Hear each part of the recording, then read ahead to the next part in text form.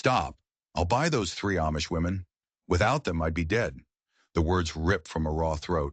A ragged mountain man, half frozen and leaning on a rifle, shouts them across a dusty auction yard. The gavel freezes midair. The crowd, just moments ago a jeering mob, falls silent. 3 plain-dressed sisters stand trembling on the block, about to be sold like cattle. But this wild man's desperate bid is only the beginning. He doesn't know it yet, but their family's land hides a secret the railroad will kill for. Corrupt papers are already filed. Cold-eyed men in bowler hats are already on their way. And the town sheriff holds keys to a jail cell he wishes he didn't have to use. A storm is brewing over the Colorado mountains. A storm of greed, faith, and violence. He thinks he's repaying a debt. He has no idea he just stepped into a war. The late afternoon sun was a cold, weak eye in the sky, casting long, bruised shadows across the muddy streets of Silver Creek. Darren McGrath stumbled more than walked, each step a battle against exhaustion. His boots, worn thin from 1,000 mountain trails, made a sucking sound in the muck. Frost clung to his dark beard like a spider's web, and his horse, Thunder, limped beside him, a mirror of his own weariness. They were both ghosts, haunted by a spring blizzard that had come out of nowhere and nearly claimed them.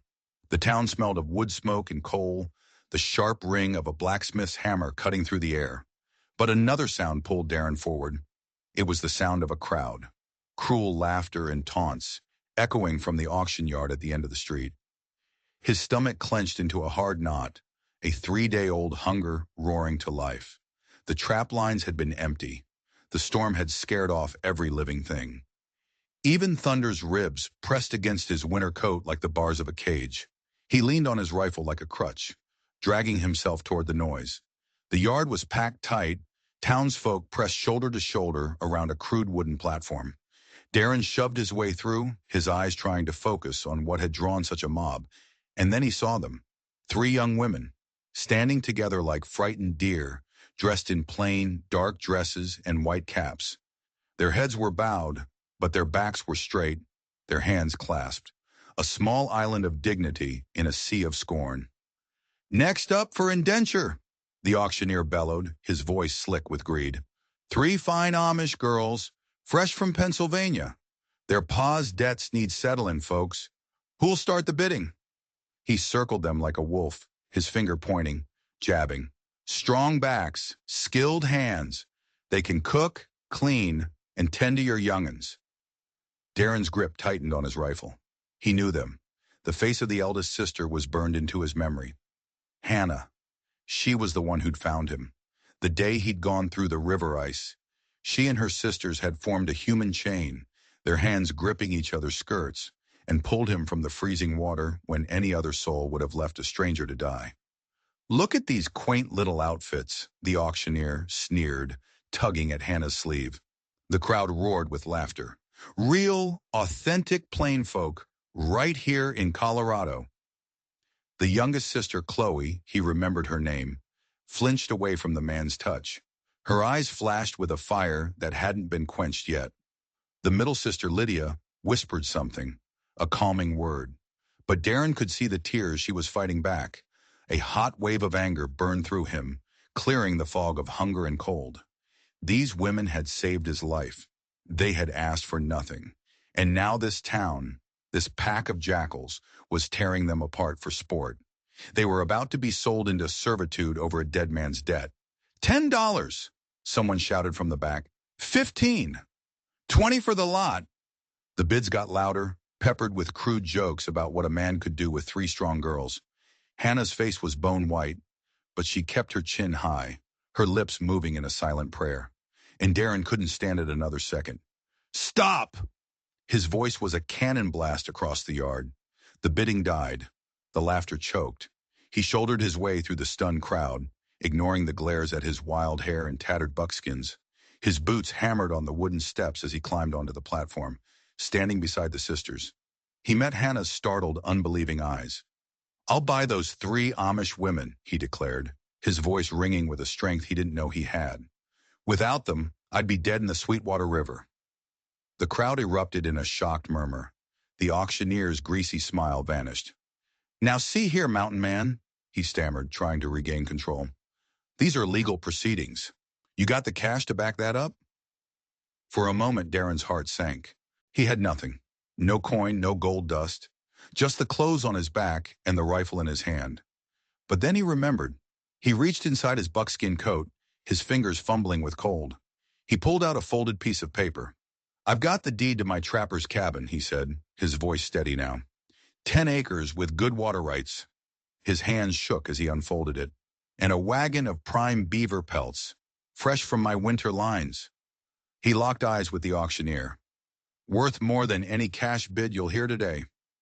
The auctioneer's eyes widened. He knew what beaver pelts were worth in Denver. He snatched the deed and waved the town clerk forward. The clerk, a small man with nervous eyes, examined the paper. He ran a finger over the official seal. The crowd held its breath. It's genuine, the clerk finally announced. Registered 2 years ago with the territorial office. A new sound ran through the crowd. Not scorn, but respect. A man's land, his entire season's work. It was everything. The auctioneer looked from the deed to the sisters, then back to Darren's grim, determined face. The debt, he said slowly, stands at $48.16.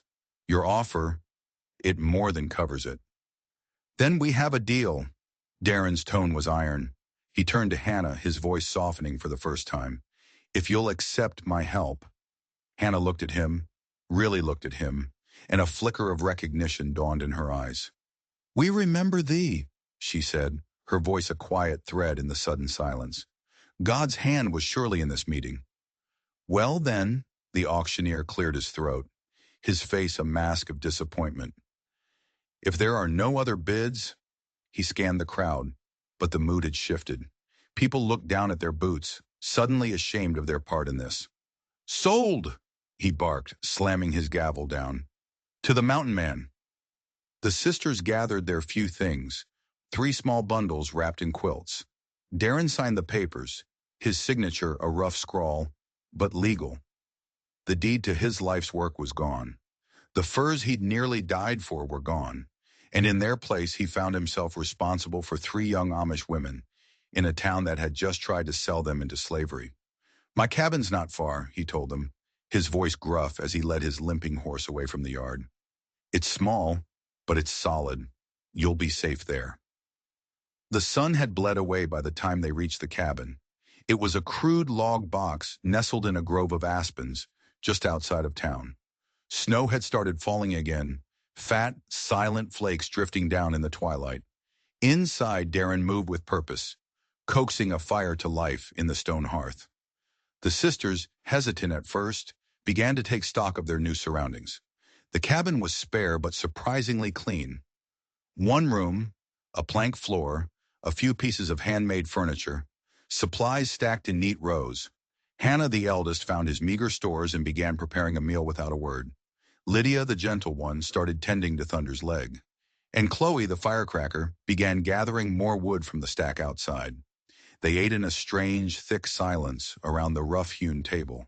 Bowls of thin stew made from dried venison and the last of Darren's beans. The fire crackled and popped, the only sound besides the wind whispering through the pines. Darren watched them from under his heavy brows. Hannah's quiet grace, Lydia's gentle hands, Chloe's barely contained energy.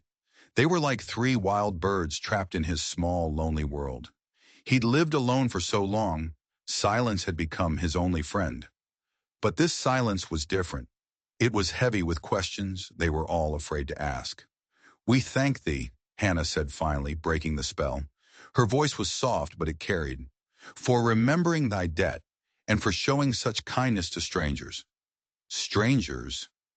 Darren shook his head, the words coming out rougher than he intended. You stopped being strangers the day you pulled me from that river. I never thought I'd get the chance to repay you. We did only what the Lord required, Lydia murmured, but her eyes were kind. Still, Darren insisted, a debt's a debt. You're free women now, not indentured servants. Whatever you choose to do next, it's your choice. Chloe, who hadn't spoken a word since they left town, looked him straight in the eye. What exactly did happen to thee in that river? Hannah never told the whole story. Hush, sister, Hannah chided gently, but Darren let out a dry chuckle.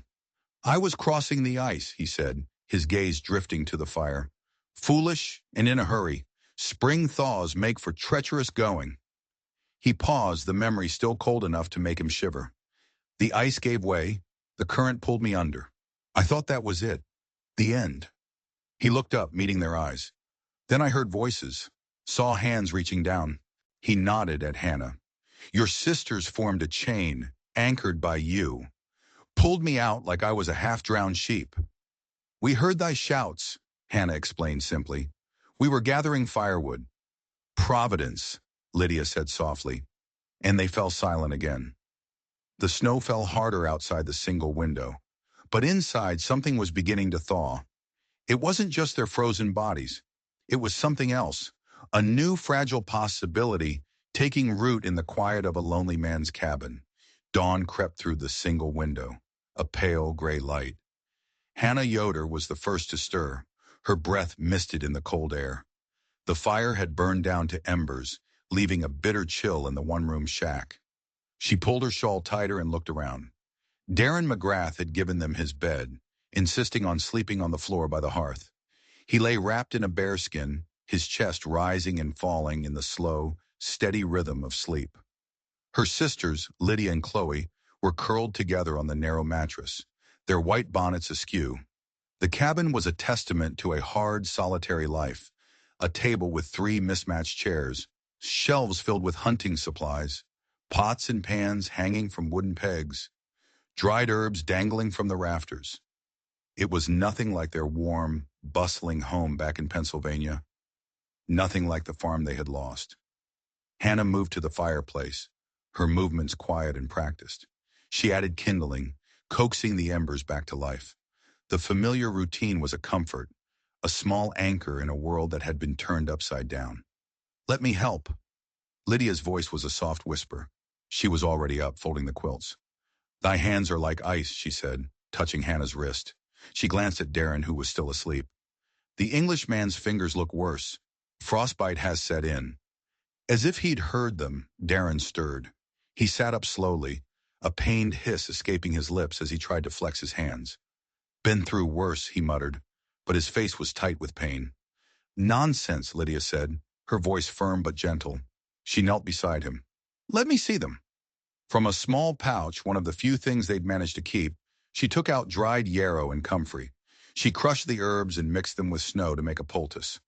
This will help draw out the cold, she explained, her fingers surprisingly strong as she wrapped his swollen, blackened hands in clean cloth. Much obliged, Darren said gruffly. Ain't used to such fussing. That much is plain to see, Chloe chimed in. She was awake now, watching from the bed with a mischievous glint in her eyes. Does thee always talk so rough, or is it just for show? Chloe, Hannah scolded, but Darren's laugh was a surprise, a deep, rumbling sound that seemed to shake the dust from the rafters. Reckon I do talk rough, he admitted. Years alone in these mountains don't do much for a man's manners. Or his cooking, Chloe added, eyeing the meager supplies. Then her expression shifted. Though I suppose thee had other things on thy mind last night, buying 3 strange women at auction. A shadow crossed Darren's face. Not strange to me, he said, his gaze finding Hannah's. Not since that day by the river. He told them the rest of the story then, how the ice had cracked like a gunshot, how the current had dragged him under, the cold stealing his breath, his thoughts, everything. How he'd seen their faces, like angels, surrounded by the winter sky. You used your own scarves to bind my hands, he recalled, looking at the fresh bandages Lydia had just applied. Never did get a chance to return them. A heavy silence fell, broken only by the crackle of the fire. We lost the farm 2 months ago, Hannah said finally, her voice thick with a grief that was still fresh.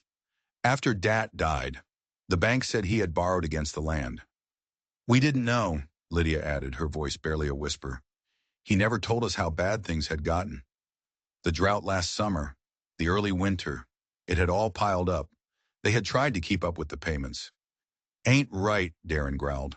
Taking your land, trying to sell you off like that. We had nowhere else to go, Chloe said, anger flashing in her eyes. The English courts wouldn't listen. Said we had no rights without a man to speak for us. You do now, Darren said, his voice a low, fierce promise. I swore to protect you, and I mean to keep that vow. Before anyone could answer, a sharp, insistent knock echoed through the cabin. They all froze. Darren was on his feet in an instant, moving between the sisters and the door. He picked up his rifle. Who's there? Marcus Whitaker, a smooth voice replied. From the bank. I need a word with you, McGrath. Hannah's heart went cold. She knew that voice. The banker who had been all false sympathy at her father's funeral, his pockets stuffed with hidden papers. Darren opened the door a crack, letting in a blast of frigid air and the portly banker. Whitaker's eyes darted around the cabin, his gaze lingering on the sisters with a look of barely concealed disapproval. Quite the talk of the town, McGrath, he said, clutching a leather portfolio. Trading your cabin and an entire season's worth of pelts for 3 Amish girls. People are wondering if you've lost your mind. My business is my own, Darren said flatly. What do you want? Whitaker didn't seem to be a threat. In fact, he seemed nervous. He pulled out a stack of documents and spread them on the table. There's something you need to know about the Yoder property, he said, his voice dropping to a conspiratorial whisper. He pointed to a crude map. It sits right where the railroad plans to lay their new spur line. Hannah felt her sisters draw closer. Victor Harlan, the railroad's agent, has been very insistent about acquiring that land. Insistent how? Darren's voice was dangerous. Whitaker licked his lips. Let's just say he has ways of making things happen.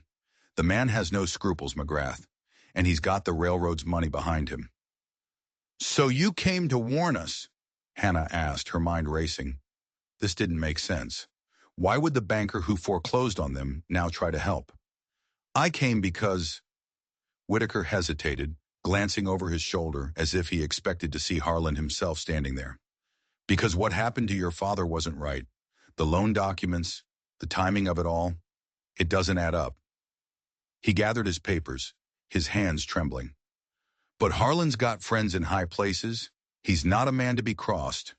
Be careful, all of you. He scurried out of the cabin, leaving them in a stunned, heavy silence. The morning had started with a quiet hope. Now a new and much larger threat loomed over them. They hadn't just stumbled into a fight over a small farm debt. They had stumbled into a war with the railroad. Dawn broke crisp and cold, frost painting the cabin window like delicate lace. Darren hitched his old mule to the wagon, his movements stiff. His frostbitten hands ached, but he ignored the pain. Are you certain about this? Hannah asked from the doorway, a shawl pulled tight around her shoulders. The sheriff needs to hear your side of it, Darren replied, adjusting the worn leather harness. Man's got to have some sense of right and wrong. The sisters climbed into the wagon, their plain dresses stark against the weathered wood. Chloe, ever practical, had brought a basket of bread she'd baked the night before. We might trade it for supplies, she'd said. The road into town was a winding track between snow-dusted pines. Darren sat straight, his rifle across his knees. His eyes kept flicking to Hannah beside him. He was struck by her quiet dignity, a strength that seemed to radiate from her like warmth from a fire. The sheriff's office was a squat, weather-beaten building at the end of the main street. Sheriff Tom Callahan, a man whose face was a roadmap of worry, looked up as they entered. McGrath, he nodded, his eyes showing his surprise. Ladies, what can I do for you? We've come about our father's farm, Sheriff, Hannah said, her voice steady. The foreclosure. We believe there are irregularities in the papers. Irregularities? Callahan shifted in his chair, suddenly uncomfortable. Everything seemed to be in order when I looked them over. Did you look close? Darren's tone was sharp. Or did you just sign where the railroad man pointed? The sheriff's face reddened. Now see here, McGrath. Please, Hannah interrupted, placing a gentle hand on Darren's arm. We mean no disrespect. We only ask for a fair hearing. Callahan's expression softened as he looked at the 3 women. Truth is, he said, his voice low, there's not much I can do. The foreclosure's already filed with the court. The railroad has its legal rights. Legal ain't always right, Darren growled. The Lord will provide justice in his own time, Hannah said, though her disappointment was a shadow in her eyes. Thank you for your time, Sheriff. Outside, the town's eyes were on them. Ladies whispered behind their fans. Cowboys lounging outside the saloon laughed openly. "Looks like McGrath started himself a collection," one of them called out. Darren's shoulders tensed, but Chloe was already marching toward the general store, her head held high. "Are you coming?" she called back. "These fine folk clearly have nothing better to do than gawk." Inside the store, the shopkeeper's wife brightened when she saw Chloe's basket. "Is that your baking? We've missed it since you ladies left the farm." A quick trade was made, bread for flour. Lydia selected dried herbs for her healing remedies. The awkward stares of the other customers slowly turned into friendly nods. The sun was sinking as they turned the wagon for home. A heavy silence had fallen between them. As they rounded the last bend before the cabin, Darren pulled the mule to a sudden stop. A sleek black horse was tied to their fence, and a man in a fine bowler hat was waiting on their porch. "Ah, the happy household returns," Victor Harlan called out, his smile as cold and thin as a razor's edge. "I thought it was time we had a chat." Darren was out of the wagon in a flash, planting himself between the sisters and the railroad agent. "Nothing to chat about," he said, his voice a low rumble. "This is my property for now." "For now," Harlan agreed smoothly. "But surely you've heard of the railroad's plans. Progress is coming to this valley, McGrath. It would be a shame to stand in its way." "Is that a threat?" Darren's voice had gone quiet, a dangerous kind of quiet. "Simply a friendly warning," Harlan purred. "The law will side with the railroad. It always does. Why put these lovely ladies through any more trouble?" His eyes slid over the sisters, a flicker of something ugly in his gaze. "Accept the inevitable. It will be so much easier for everyone. You'll not drive them off this land while I draw breath," Darren said, each word as hard and cold as mountain granite. Harlan's smile tightened. "As you wish. But remember, McGrath, I tried to be reasonable." He mounted his horse with an easy grace, tipping the brim of his hat in a gesture of mock courtesy. "Ladies, McGrath, do think about my offer." They watched him ride away, a dark silhouette against the setting sun. Hannah's hand found Darren's arm, her touch a small, steadying anchor in a sea of fear and anger. A new, terrifying thought struck her. The banker, Whitaker, had warned them about this man. But what if the warning itself was part of the trap? What if Whitaker was just one of Harlan's pawns, sent to see how they would react? They were surrounded, and they had no idea who they could trust. That night, the small cabin felt like a fortress under siege. Chloe attacked the new sack of flour, kneading dough for cornbread with a fierce energy. Lydia prepared fresh poultices for Darren's hands, which were raw and swollen from the day's work and his clenched fists. "The Lord gave me these skills for a reason," she said, ignoring his protests. "We need you strong, Darren McGrath. All of us." They ate by the light of a single lantern, the unspoken threat of Victor Harlan hanging heavy in the air. But there was comfort, too. The smell of baking bread, the simple ritual of sharing a meal, the knowledge that they were facing this together. After supper, Darren found himself watching Hannah's profile in the dim light. He marveled at her strength, a quiet resilience that seemed unbreakable. She caught his gaze and offered a small, tired smile. And in that moment, something warm and unfamiliar stirred in Darren's chest. It was a feeling he hadn't known in years, a feeling he had thought was long dead and buried. As Lydia tended to his hands one last time before they settled for the night, her words echoed in his mind. "We need you strong." For the first time since he'd stumbled out of the mountains, he realized he was no longer fighting just for himself. He was fighting for them, for this strange, fragile family that had unexpectedly taken root in his lonely life, and he would not let them down. The wind howled outside, a bitter, lonely sound. But inside the cabin, a different kind of warmth was growing. It was fragile, yes, but it was real, and it was worth fighting for. But as Darren lay by the hearth, listening to the soft breathing of the sleeping sisters, a cold dread crept over him. Harlan had the law on his side. He had money, he had men. What did they have?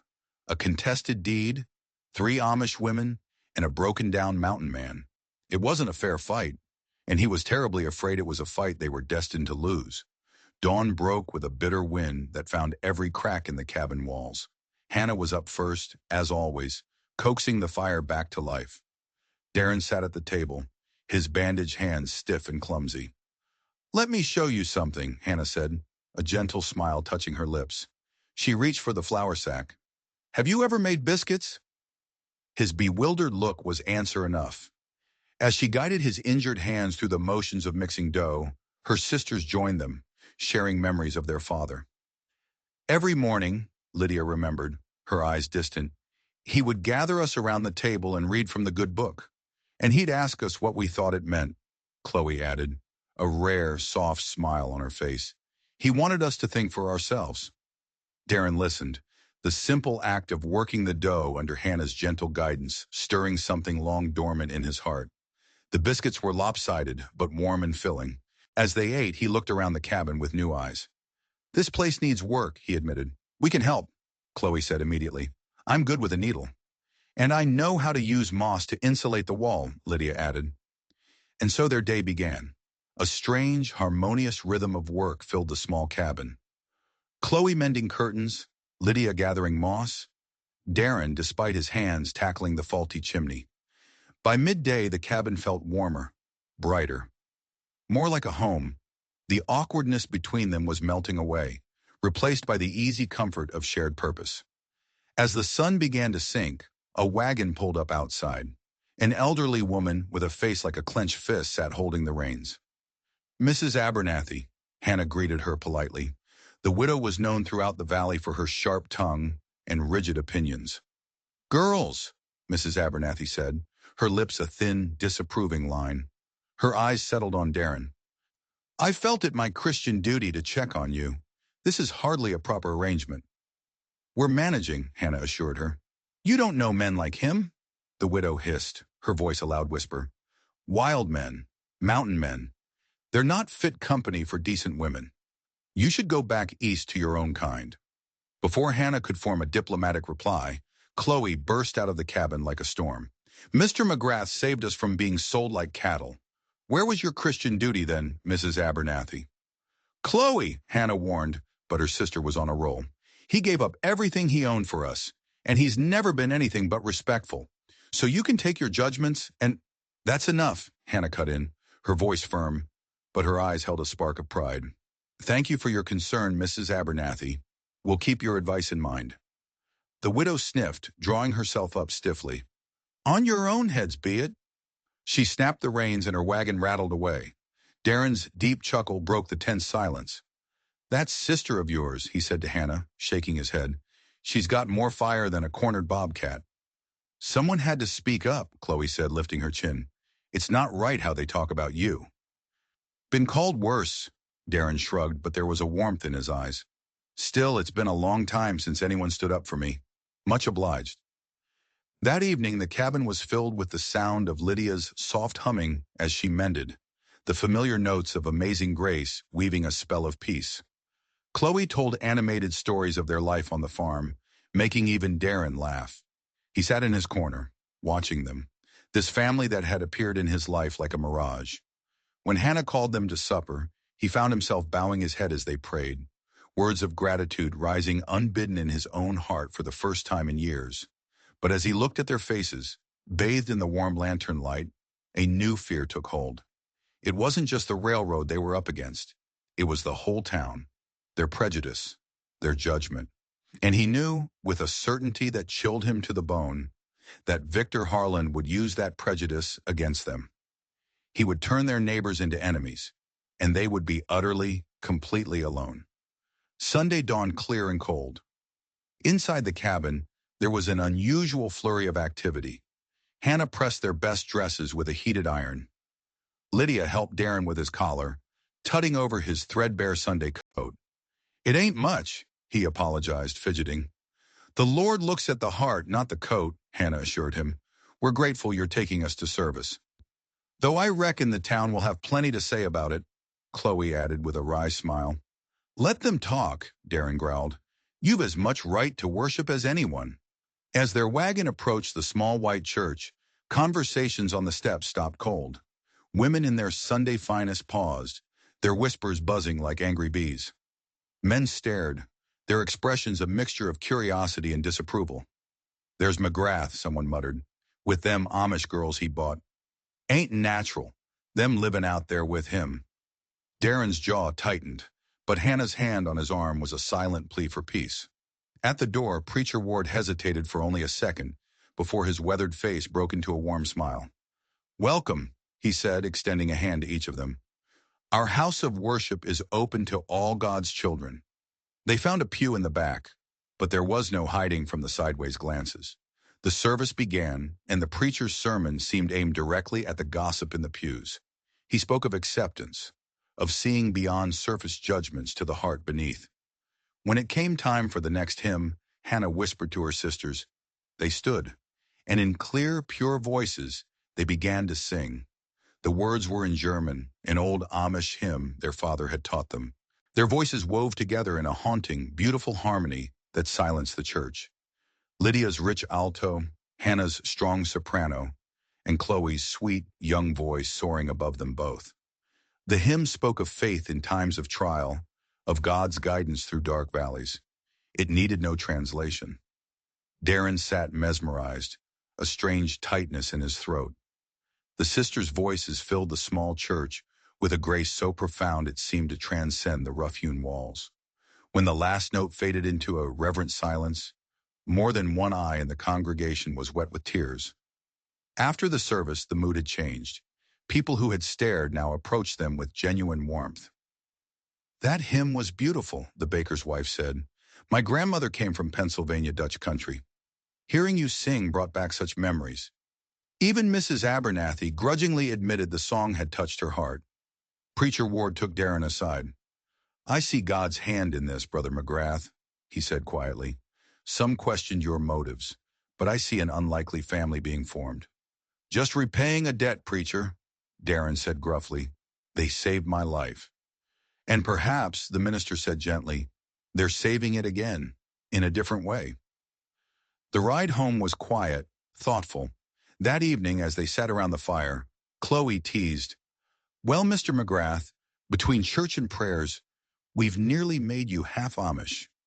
Darren's surprised laugh joined the sisters' voices, filling the cabin with a warmth that had nothing to do with the fire. But as the laughter died down, Darren saw a new danger.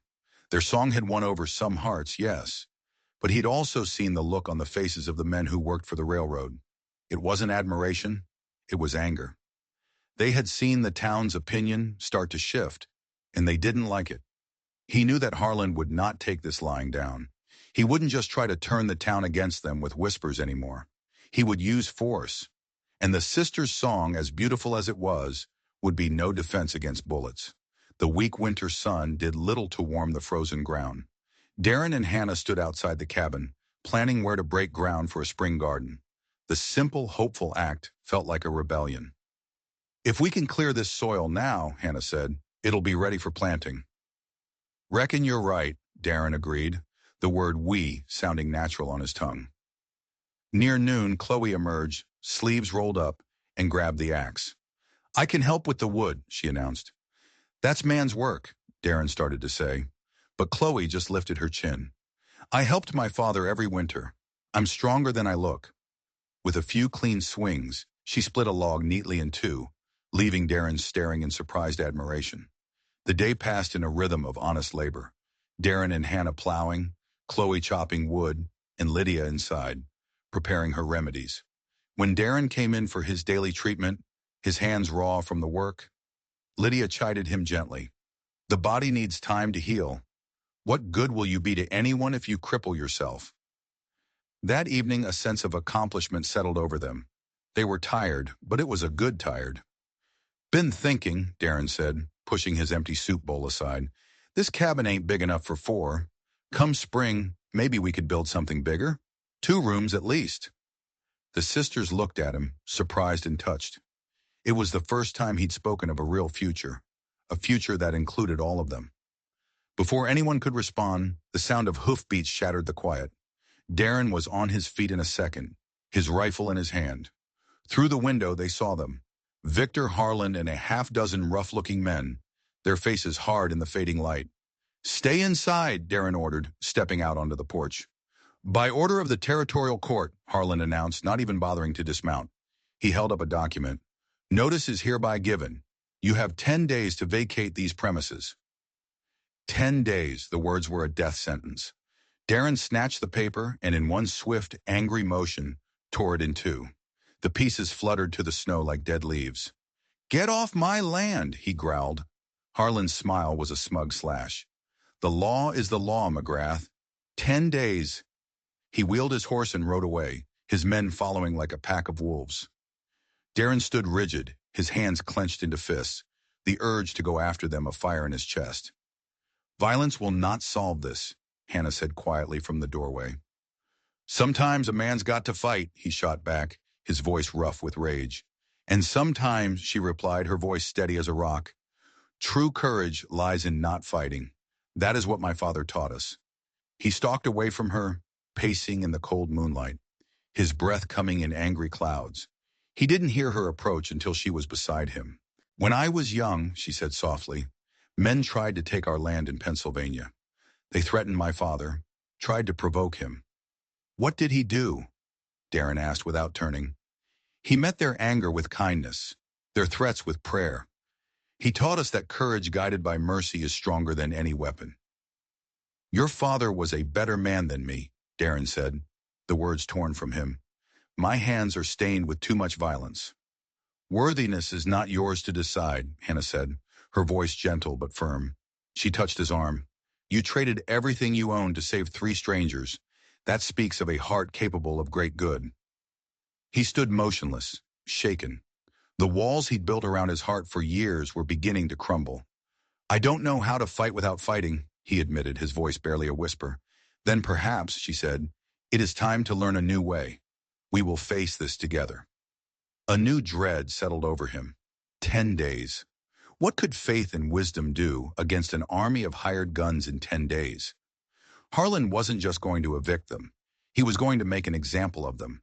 He was going to crush them, and there was nothing Darren could do to stop it. Dawn brought heavy clouds that promised more snow. There was only one chance. It's a full day's ride to Cedar Junction, Darren said, hitching the mule to the wagon. But the county clerk's office is there. We have to see the original papers. Hannah packed bread and cheese, and they set out, a woolen blanket across their laps. As the wagon creaked along the winding road, Darren asked her about her faith. The part about not fighting, he said carefully, even when you're threatened? Especially then, she replied. We believe violence only breeds more violence. I've been a fighter my whole life, Darren said, his hands tight on the reins. Had to be, but I reckon there's wisdom in your ways. The conversation turned to her father, a man whose faith had never wavered, even in the hardest of times. Darren felt a pang of something he couldn't name. Envy, perhaps. By mid-afternoon, they reached Cedar Junction. The county clerk was a thin, nervous man with wire-rimmed glasses who looked at them with disdain. He reluctantly laid out the foreclosure documents. Hannah and Darren leaned over the papers, their heads close together. The cramped handwriting was hard to read. Then Hannah's finger stopped on a signature. This date, she whispered to Darren, it's 3 days after Father died. But the bank president was in Denver that entire week. We tried to meet with him. Darren's eyes narrowed. And look here. The notary seal is smudged, like it was added in a hurry. He looked up at the clerk. These papers weren't filed proper. The clerk's face went pale. The documents have been processed and recorded, he said stiffly. Without a judge's order, I can't overturn them. Even if they're fraudulent? Darren's voice rose. That's not for me to decide, the clerk snapped, turning his back on them. Outside, snow had begun to fall, thick, heavy flakes. He knows, Darren muttered as he helped Hannah into the wagon. He knows something's wrong, but someone's got him scared. The storm hit them hard and fast. The wind was a physical force, driving the snow sideways, erasing the world around them. We need to find shelter, Hannah shouted over the howl of the wind. We'll freeze out here. Through the swirling white, Darren saw a dark shape, a barn. He guided the mule towards it, praying the door wasn't locked. It swung open into a warm, hay-scented darkness. Who goes there? A gruff voice called out. A tall rancher emerged from the shadows, holding a lantern. His name was Tom Bradley, and he recognized them from the stories that had spread through the valley. He gave them shelter, shared his supper of hot beans, and listened to their story. "The railroad's been buying up land all through here," he said, nodding thoughtfully. "There's been talk of strong-arm tactics, forged documents, but nobody's been willing to stand up to them." After he left, Hannah and Darren settled into a pile of clean hay, wrapped in their blankets. The storm raged outside. "What if we can't stop them?" Hannah whispered into the darkness. "We've already lost one home. I don't know if we can bear it again." Darren reached out, his calloused fingers finding hers. His grip was warm and steady. "As long as I draw breath," he said, his voice a fierce promise in the dark, "you'll have a home. I swear it." Morning brought clear skies and a world buried in deep snow. The journey home was quiet, filled with a new, shared purpose. They had found the crack in Harlan's wall of lies. But as they got closer to the cabin, Darren felt a growing unease. They had been gone for a full day and night. Harlan knew they were trying to fight back. He wouldn't have just waited patiently. The 10-day deadline was a lie. He was sure of it. He urged the mule faster, a terrible premonition twisting in his gut. They were riding straight into a trap. The cabin came into view and Darren's heart stopped. The door was hanging off one hinge. The single window was shattered. Before the wagon had even stopped rolling, the sisters burst out of the nearby woods where they'd been hiding. Chloe rushed forward, her face streaked with tears and dirt. "They came last night," she cried out. "Harlan's men. They smashed everything." Lydia helped Hannah down, her own face pale with shock. "They were looking for something," she said, her voice trembling. "They tore the place apart." Darren's premonition had become a nightmare. He had left them alone, unprotected. He grabbed his rifle and stalked into the ruined cabin. It was worse than he imagined. Furniture was overturned and broken. Flour and supplies were dumped on the floor. The small, warm home they had started to build was destroyed. But it wasn't random destruction. They had been searching. What were they looking for? "We found this," Hannah said, holding out a small, leather-bound book. It was their father's journal. It was hidden under a loose floorboard. They didn't find it. Darren took the book. He couldn't read, but Hannah opened it, her finger tracing the elegant German script. Her breath caught in her throat. "It's about the land," she whispered. "Our father, he wasn't just a farmer.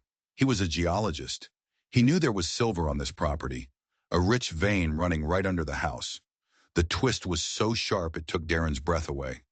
This was never about a railroad spur line. That was just a cover story. This was about silver, a fortune buried right under their feet, and Harlan knew it. "He tried to buy the land from Father last year," Hannah read, her voice shaking. "Father refused. He wrote that Harlan threatened him, said there were ways to make a man sell." Suddenly, their father's death didn't seem like an accident. The bad loan, the foreclosure, the railroad, it was all a lie. A carefully constructed plan to steal a fortune. And they were the only things standing in Harlan's way. That night, a new resolve settled over them. They boarded up the window and righted the furniture. Darren stood watch outside, his rifle loaded, his eyes scanning the dark woods. Inside, the sisters huddled around the fire. Their father's journal opened between them. The next morning, they put their new plan into action.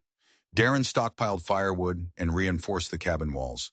The sisters baked bread, loaves and loaves of it.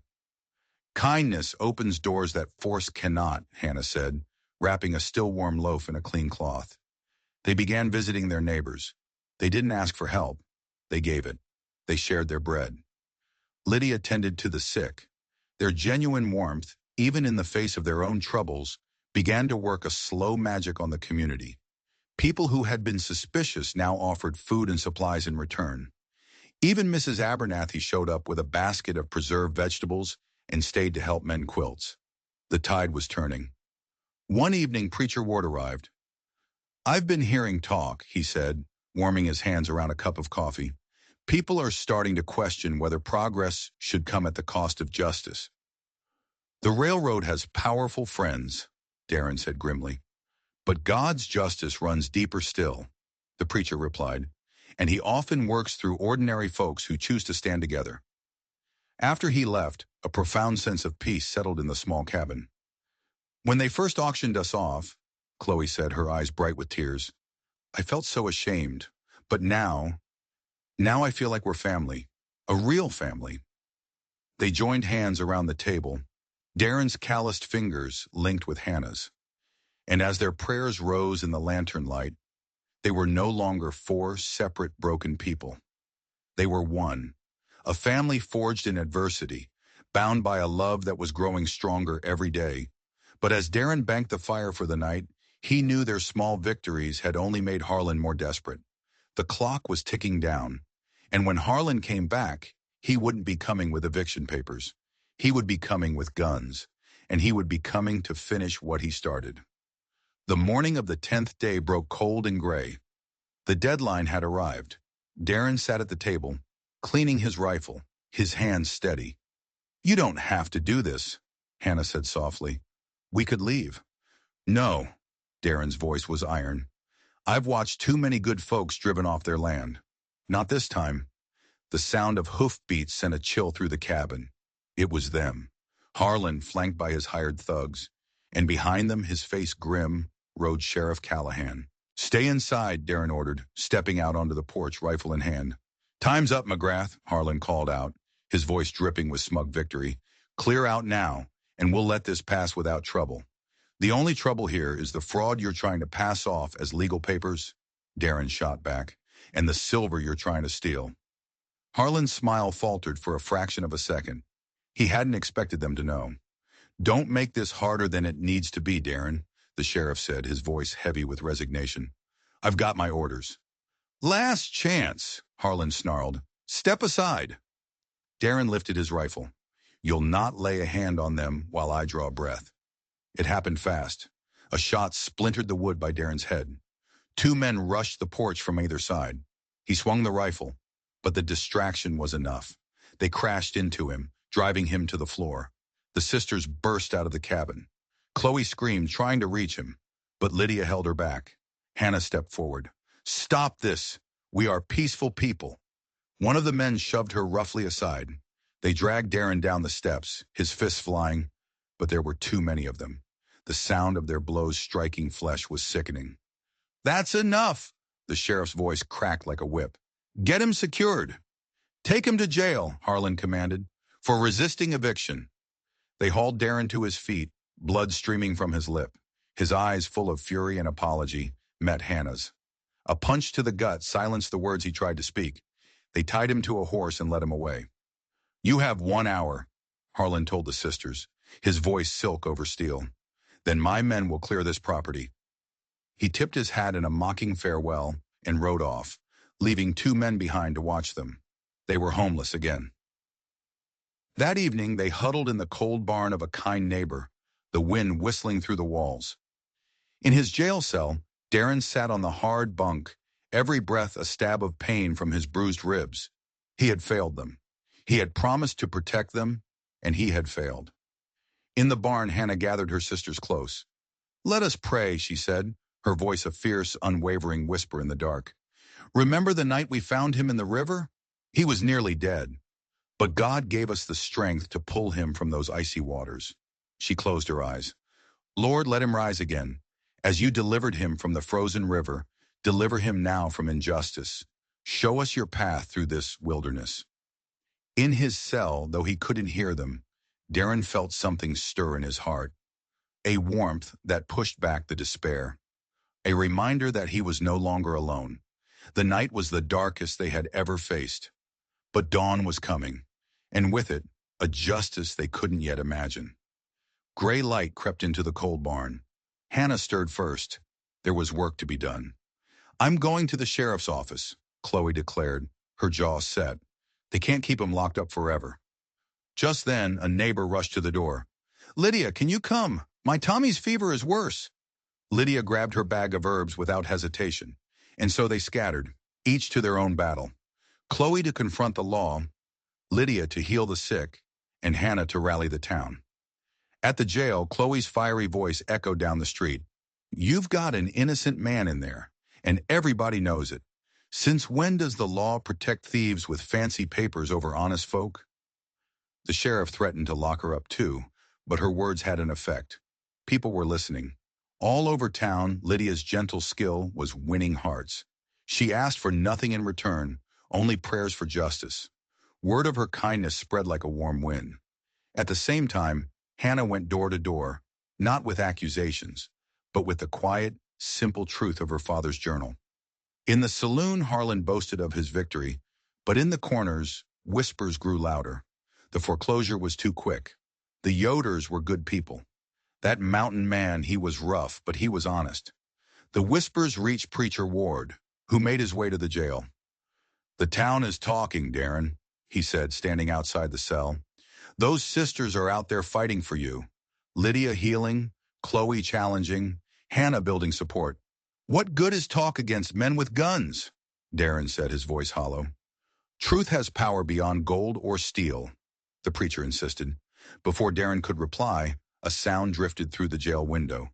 Singing, clear, pure, and strong. 3 voices woven together in harmony. Amazing grace, how sweet the sound.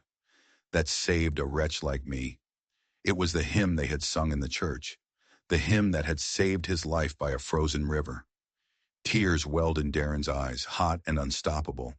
Their faith was reaching through the iron bars, warming the part of him that had gone cold with despair. "Hear that, brother?" the preacher said gently. "That's the sound of hope." 2 days passed. The town was a pot simmering on the verge of boiling over. Then a stranger rode in from the east. He sat tall in his saddle, a man who carried himself with a quiet, powerful dignity. His hair was black, his cheekbones high. He was Cherokee, but he was dressed in a lawyer's suit. He dismounted outside the sheriff's office. In his cell, Darren saw him, and a slow smile spread across his bruised face. Samuel Greyfeather. 4 years ago in Montana, Darren had saved Samuel from 3 drunk settlers. They had shared a campfire for 3 nights, forging a bond of mutual respect. Now that debt was about to be repaid. "I've come concerning the Yoder sisters' case," Samuel said to the sheriff, his voice calm and measured.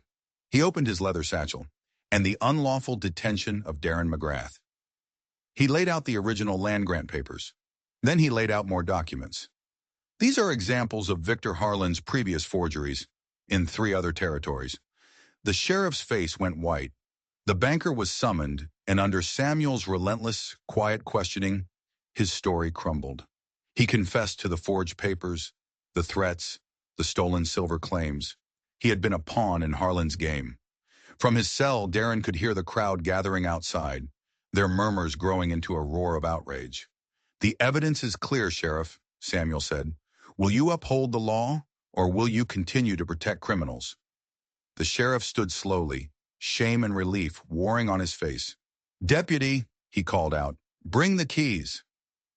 When Darren walked out of the jail, the street was filled with townsfolk. He saw Hannah first, her face shining.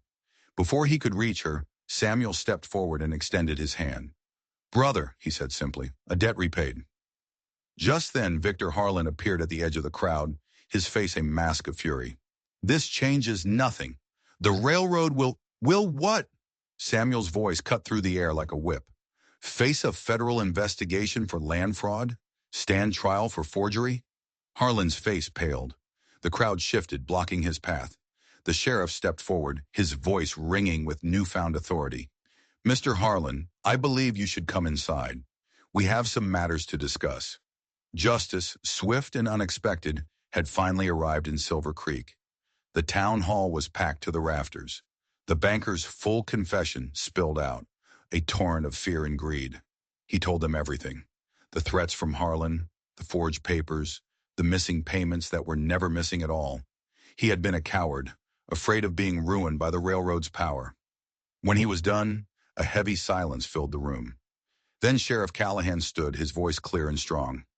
"Based on this testimony, I hereby declare the foreclosure on the Yoder property null and void.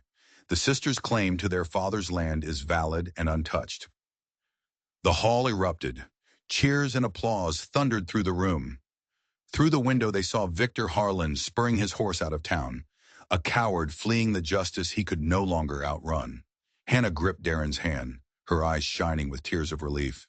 "Thank you," she whispered, "for standing with us." That evening, a procession of wagons arrived at their ravaged cabin. Neighbors, filled with a desire to right their wrongs, came with tools, lumber, and baskets of food. What had been a lonely shack was suddenly filled with the warmth of a community reborn. Mrs. Abernathy, the stern widow, was now organizing the supper. Men who had once mocked Darren now worked alongside him, patching the walls and planning an expansion. "Can't have you all living in this drafty place," one of them declared. As they shared a meal under the stars, a feast of celebration and gratitude, Hannah found Darren by the fire. "God has restored more than just our land today," she said, taking his rough hand in hers. "He's given us a family." Darren looked across the joyful crowd, at Lydia serving stew, at Chloe teaching children a game, at Samuel sharing a quiet word with the sheriff. "Reckon I'm learning," he said, his voice thick with an emotion he couldn't name. "That family ain't just about blood. It's about choice." Spring came, and with it, a barn raising. The entire town turned out, the sound of hammers ringing through the valley. The church bell pealed, not for a service, but for a celebration of new beginnings. By midday, the barn's skeleton stood tall against the blue sky. During the lunch break, Chloe, her face flushed with mischief, challenged Darren to a wood-chopping contest. The crowd roared with laughter as the fiery young woman kept pace with the mountain man, her skilled swings a testament to her strength. The contest ended in a good-natured draw, lifting everyone's spirits for the afternoon's work. As dusk fell, lanterns were lit, and someone started singing an old hymn. Soon the entire valley was filled with song, a chorus of English and Amish voices rising to the stars. Darren stood at the edge of the light, watching Hannah move among their friends, and he knew, with a certainty that filled every part of him, that he was home. He was no longer the lonely trapper who had stumbled out of the mountains. He was part of something bigger. He belonged. On the morning of their wedding, the small church gleamed with fresh whitewash, every windowsill filled with wildflowers. Hannah was radiant in a simple white dress, and Darren, his wild beard trimmed, stood beside her, his hand holding hers as if he would never let go. Lydia and Chloe stood with them, their faces shining with a joy so pure it brought tears to the eyes of the entire town. Preacher Ward's voice filled the church. "From wilderness and loss," he proclaimed, "the Lord has built a family stronger than blood." That afternoon, the celebration spilled across their land, the land that was now truly theirs. As the sun set, painting the mountains in shades of gold and purple, Darren and Hannah walked to the top of a gentle rise. They looked down at their home, at the warm light spilling from the windows, at the new barn standing strong against the sky. They listened to the sounds of laughter and singing drifting up from the valley. This man who had been saved from a frozen river, and these women who had been saved from a life of bondage, had in turn saved an entire town from its own silence. And in doing so, they hadn't just found a home. They had built one out of courage, faith, and the enduring power of a love they never expected to find. Thank you for listening to this story. Stories like these remind us that even in the darkest times, unexpected heroes can rise, and communities can find their strength. If this story resonated with you, don't forget to subscribe, because you never know when the next story might be the one you need to hear.